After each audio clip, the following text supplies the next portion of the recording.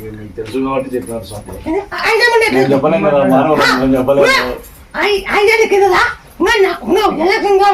చంద్రబాబు 10లో కూర్చున్నాడు కదా, అది ఇప్పుడు నాకు మళ్ళీ ఎలక్షన్ గెలిచింది నాకు ఎట్లా గుర్తుంగా నువ్వే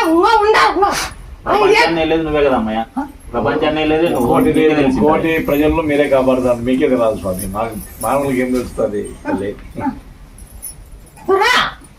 నన్ను నమ్ముకొని వస్తానండి. మీకు ఒక పిటబడి నా గుడికి వచ్చి ఎంతమంది వస్తారో నేను పొలా బొక్క చెప్తాను, అక్కడ వేసుకోండి. కోట్లు కట్టుకోమని చూడండి, ముత్తాలమే కాదు.